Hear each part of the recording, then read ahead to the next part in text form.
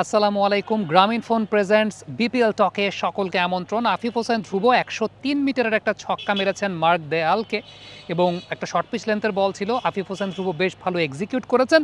ওই ধরনের বল আসলে ছক্কা মারার মতোই বল, তবে আফিফের এক্সিকিউশন পাওয়ারটা বেশ ভালো ছিল। রাতের ম্যাচে আমরা রান দেখতে পাবো, রাতের ম্যাচে ছক্কা দেখতে পাবো, সেটা খুব স্বাভাবিক। কিন্তু একটা বিষয় লক্ষ্য করেছেন কিনা, চট্টগ্রাম পর্বে আসার পর ম্যাচ প্রতি ছক্কা মারার হারটা কিন্তু অনেক বেশি মাত্রায় কমে গেছে। অনেক বেশি মাত্রায় বলতে একদম অর্ধেকে নেমে এসেছে। যেহেতু রাতের ম্যাচে ডিউ ফ্যাক্টর কাজ করে, রান করাটা ইজি, আমরা একটু দিনের ম্যাচকে রেফারেন্স হিসেবে যদি পর্যালোচনা করতে চাই, তাহলে একটা বিষয় কিন্তু আমরা খেয়াল করব। সেই বিষয়টা হচ্ছে চট্টগ্রাম পর্বে ছক্কা মারার পরিমাণটা অর্ধেকে নেমে দাঁড়িয়েছে। সিলেট পর্বে ম্যাচ প্রতি ছক্কা মারার যে হার ছিল, ঠিক এই মুহূর্তে আপনারা পর্দায় দেখতে পাচ্ছেন, সেই হারটা কিন্তু প্রায় 20-এর কাছাকাছি, অর্থাৎ সেই জায়গাটাতে 19.83। ঢাকা পর্বে ম্যাচ প্রতি ছক্কা মারার হারটা ছিল দিনের ম্যাচগুলোতে 21.25।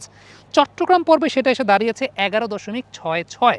তার মানে প্রায় অর্ধেক এসে দাঁড়িয়েছে। এখন চট্টগ্রামে এই ছক্কা মারার হারটা কেন এত কম? আমরা দিনের ম্যাচকে রেফারেন্স হিসেবে ধরেছি, কারণ দিনের সময়টাতে ব্যাটিং করাটা রাতের সময়ের চাইতে অপেক্ষাকৃত কঠিন। এটার পিছনে অন্যতম বড় কারণটা হচ্ছে গ্রাউন্ডের বা বাউন্ডারির পরিসীমার যে জায়গাটা। এখানে আমার বেশ কয়েকটা কথা আছে, আশা করছি মনোযোগ দিয়ে পুরো আলোচনাটা শুনবেন। আমরা যদি একটু দেখাই পেরিমিটারের জায়গাটা, চট্টগ্রামে সেন্টার অফ দ্য উইকেট থেকে স্ট্রেট বাউন্ডারি কিন্তু 70 মিটার্স, লং অন লং অফও 70 মিটার্স, স্ট্রেটও 70 মিটার। সিলেটে সেটা ছিল 65, 66, 61, যেটা আপনারা ঠিক এই মুহূর্তে পর্দায় দেখতে পাচ্ছেন, দুটো বাউন্ডারির কম্প্যারিজনের জায়গাটা। একটা বিষয় লক্ষণীয়, সেটা হচ্ছে সিলেটে কিন্তু বড় বড় ছক্কাও হয়েছে। আমরা সাইফ হাসানকে দেখেছি বড় বড় ছক্কা মেরেছেন, 200 রান চেস করার ম্যাচে দেখতে পেয়েছিলাম। এছাড়াও অন্যান্য বিভিন্ন ব্যাটারদেরকেও দেখেছি, বড় ছক্কাই কিন্তু হয়েছে, 80, 85, 90, 95 ছক্কা কিন্তু হয়েছে, বড় ছক্কা হয়েছে। লিটন তানজিদের দুর্দান্ত ব্যাটিং আমরা দেখেছি, সেখানে কিন্তু বড় ছক্কা হয়েছে।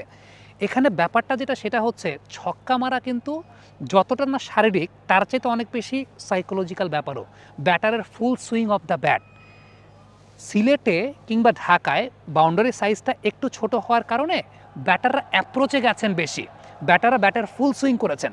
চট্টগ্রামে যে প্রবলেমটা হয়, সে প্রবলেমটা হচ্ছে ব্যাটাররা হয়তো বা ওই ফুল সুইংটা করতে পারছেন না, বা ফুল সুইং করার আগে একটা দোনমনো চিন্তা যে আচ্ছা আমি কি শট খেলবো নাকি খেলবো না, সো ফুল সুইংটা হচ্ছে না। উইকেটের কথা যদি বলেন, আমি আজকে যখন পিচ দেখতে গিয়েছি, কিউরেটর জাহিদ রেজা বাবুর সঙ্গে আমার কথা হয়েছে, পিচও আমিও দেখেছি, আমার কাছে মনে হয়েছে ওকে, দ্যাটস ভেরি গুড, মানে কোনো সমস্যার কোনো কিছু নাই। এবং যেরকম পিচ চট্টগ্রামে ট্রেডিশনালি হয় সেরকম পিচই আছে। ফ্যাক্টের জায়গাটা যেটা, সেটা হচ্ছে দেখেন আমাদের দেশে প্রবলেমটা কি, ছোটোবেলায় যখন কেউ ক্রিকেট শিখতে যায়, আমাদের প্রথম ওরিয়েন্টেশনটাই হয় ছক্কা মারলে আউট। আমাদের কিন্তু ছক্কা মারার মাসেল মেমোরিটা বিল্ড আপ হয় না। মানে ছক্কা মারার জন্য যে ব্যাট সুইং, ছক্কা মারার জন্য যে অভ্যস্ততার জায়গাটা, ছক্কা মারার জন্য যে সাইকোলজিক্যালি ছক্কার দিকে যাওয়া, ছক্কার জন্য অ্যাটেম্প্ট করা, সেটা কিন্তু মাসেল মেমোরিটা আমাদের বিল্ড আপ হয় না ছোটোবেলা থেকেই। সো সেই জায়গা থেকে এরপরে যখন প্লেয়াররা ইন্টারন্যাশনাল সার্কিটে আসেন, তখন ওই অভ্যস্ততা না থাকার কারণে তারা ফুল সুইং অফ দ্য ব্যাটও করেন না। বিপিএলের শুরুর দিকে এই ছোট বাউন্ডারিটা তাদেরকে এনকারেজ করছিল, মানসিকভাবে এনকারেজ করছিল, অভ্যাসটা তৈরি হচ্ছিল। দেখেন আপনি হয়তো বলতে পারেন না ইন্টারন্যাশনাল মাঠে গিয়ে ধরা খাবে, ইন্টারন্যাশনাল মাঠেও এই সাইজের মাঠেও খেলা হয়। নিউজিল্যান্ডে আরও ছোট মাঠে খেলা হয়, ঘরোয়া ক্রিকেটের কথা যদি বলি। নিউজিল্যান্ডের ব্যাটসম্যানরা কি বড় মাঠে গিয়ে ছক্কা মারতে পারেন না? এই সিলেটেরই 65 মিটারের মাঠ থাকার পরে 85 মিটার 90 মিটারের ছক্কা আমাদের ব্যাটসম্যানরা মারেন নাই, মেরেছেন। আমার কথাটা হচ্ছে যে তখন ওই বাউন্ডারির পরিসীমাটা যেটা ছিল, এনকারেজমেন্টটা ছিল, রান হচ্ছিল।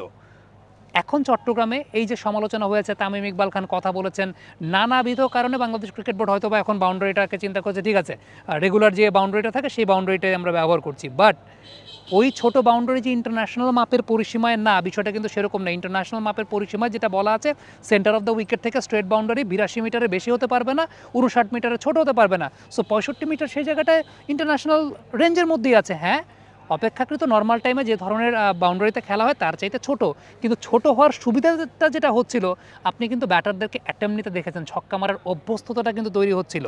এখন ব্যাপারটা কিন্তু এরকম না যে তারা ছক্কা মারছেন 66 মিটারের ছক্কা মারছেন, ব্যাপারটা সেরকম না। 70, 75, 80 মিটারের ছক্কাই তারা মারছিলেন। ওই যে আজকে সত্যি কথা বলতে সাব্বির রহমানকে আমরা যেভাবে দেখতে পাচ্ছি, ওই যে ছক্কা মারার এনকারেজমেন্টটা সাব্বির যদি না পেতেন, ওই ফ্লোতে যদি না আসতেন, প্রথম দিন সাব্বিরের ইনিশিয়ালি ছক্কাগুলো কিন্তু 70, 71 মিটার, 72 মিটার, এরপর আস্তে আস্তে বাড়িয়েছেন, এরপর 82, 85, 90।